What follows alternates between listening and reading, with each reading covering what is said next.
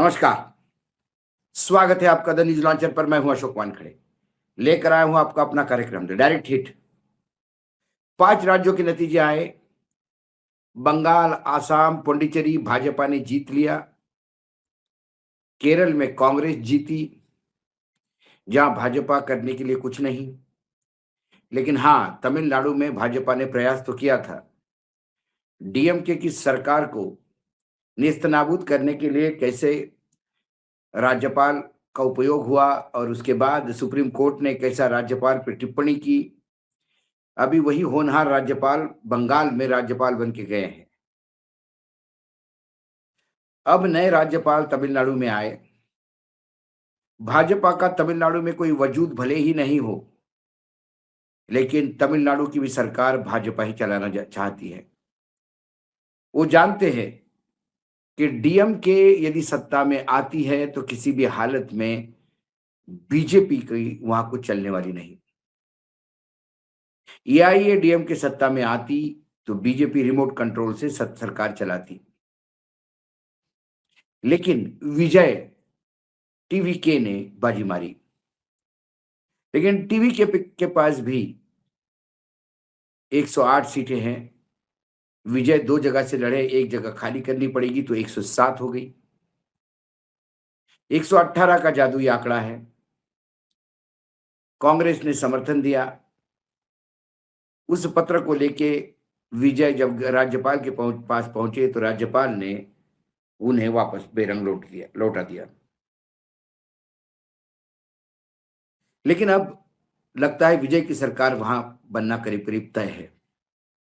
Modi and company का खेल 12 घंटे में फेल हुआ, लेकिन फिर भी एक अंग्रेजी में कहावत है, there is a gap between the lip and the cup.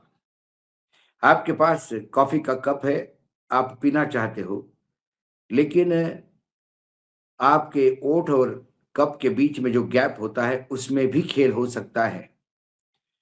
और आंखों से काजल चुराने की कला भाजपा जानती है। इसलिए क्या कोई नया दांव वहां चलाया जा रहा है? फिलहाल विजय के पास 118 का नंबर आता हुआ दिखाई देता है। 107 अधिक 5 अधिक 2 अधिक 2 अधिक 2। लेकिन सबसे पहले हम ये देखेंगे कि वहां पे जो तमिलनाडु में है उसमें क्या कहा। तमिलनाडु में 7 मई को नई सरकार शपथ ग्रहण समारोह टल सकता है, क्योंकि टीवी के चीफ विजय ने बुधवार को लोक भवन में राज्यपाल से मिलकर सरकार बनाने का दावा पेश किया। सूत्रों के मुताबिक विजय ने 113 विधायकों का समर्थन पत्र सौंपा है। समर्थन पत्र टीवी के 107 और कांग्रेस के 5 विधायकों के हस्ताक्षर हैं। सूत्रों के अनुसार राज्यपाल राजेंद्र अर्लेकर ने 118 विधायकों के समर्थन पत्र की मांग की। इस पर विजय ने समर्थन के लिए समय मांगा। 234 सदस्यीय विधानसभा में टीवी के की 108 सीटें हैं। विजय 2 सीटों पे जीते हैं, 1 सीट उनको छोड़नी पड़ेगी, इसलिए 107 रह जाएगी। कुल सीटें 233 होने पर भी बहुमत 118 ही है, इसलिए टीवी के को 11 और विधायक चाहिए। फिलहाल कांग्रेस के 5 विधायकों ने समर्थन दिया। अब टीवी के पास लेफ्ट और वीसी के जैसे छोटे दल के भी संपर्क में है। इसके अलावा जरूरत पड़ने पर एआईएडीएमके का समर्थन लिया जा सकता है, जो एआईएडीएमके में 20 विधायकों की टूट की खबर है और वो बिल्कुल तैयार होने के लिए खड़े हैं।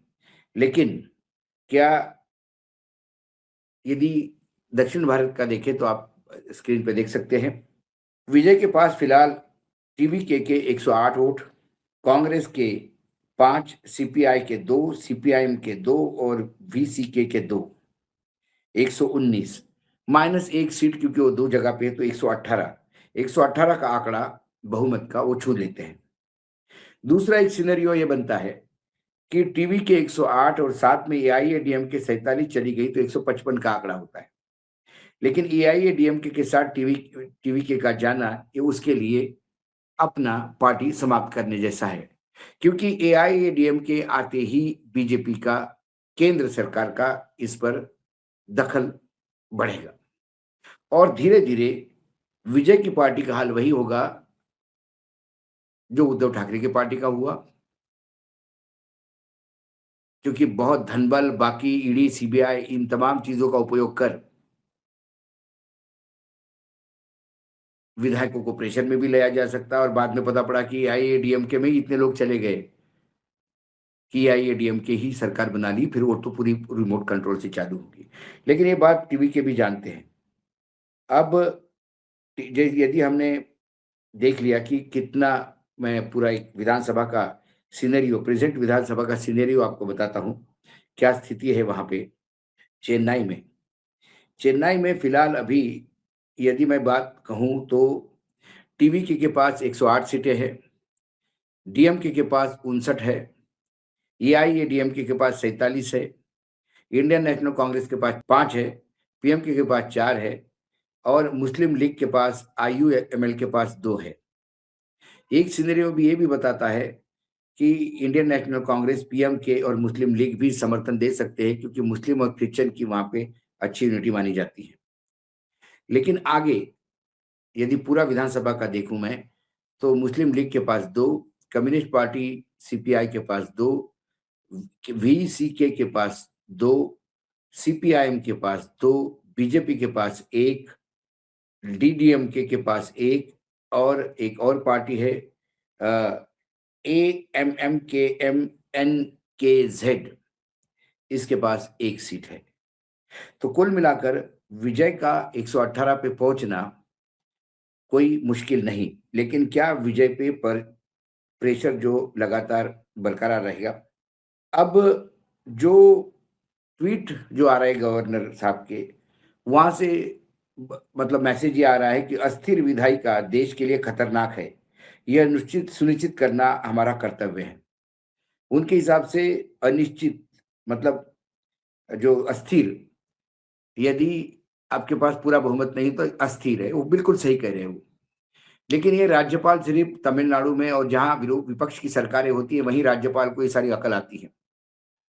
लेकिन जब महाराष्ट्र में अजित पवार सिर्फ एक लिस्ट थमा देते हैं और रात को शपथ विधि होता है और देवेंद्र फडणवीस मुख्यमंत्री होते हैं जो मात्र 80 घंटे के लिए रहे, तब कोई परेड, तब कोई सिग्नेचर चेक नहीं की गई, बस एक कागज आया और आपने हाँ कह दिया। और यहाँ बाकायदा प्रोसेस, जनरली परंपरा ये थी कि नतीजा आने के बाद जो सबसे बड़ी पार्टी होती है उसको बुलाया जाता है सरकार बनाने के लिए, और यदि उसने कहा कि मैं सरकार बना रहा हूं तो उसको शपथ दिलाई जाती है और कुछ दिनों के, मैक्सिमम 15 दिन के अंदर, एक लिमिट बाद में तय हुआ 15 दिन या दूसरे या तीसरे दिन, आपको बहुमत साबित करना होता है। कई बार बहुमत स्पीकर के चुनाव में ही साबित होता है, स्पीकर उम्मीदवार तय होता है और स्पीकर के चयन के साथ ही बहुमत भी साबित हुआ, ये माना जाता है। लेकिन यहाँ पे अब नई परंपरा शुरू हुई, जब तक पूरा समर्थन का यानी मेजॉरिटी का आंकड़ा नहीं हो तब तक आप सरकार बनाएंगे नहीं, और यदि आंकड़ा नहीं हुआ तो आनन फानन में उन्होंने विधानसभा भी भंग कर दी। ऐसे में यदि तुरंत यह आंकड़ा पूरा नहीं हुआ तो वहाँ राष्ट्रपति शासन भी लागू हो सकता है, और राष्ट्रपति शासन लागू होने के बाद विजय के चक्कर कोर्ट लगना शुरू हो जाएंगे, जहां उन्हें लगातार काम करना होगा, न्याय मांगने का काम करना होगा। कितना न्याय मिलेगा ये पता नहीं। इसी बीच एक खबर और आती है और वो खबर बड़ी चौंकाने वाली है, लेकिन लोगों के लिए होगी, लेकिन जो लोग लगातार बीजेपी की केंद्र सरकार को देख रहे हैं उनके लिए वो नई खबर नहीं है।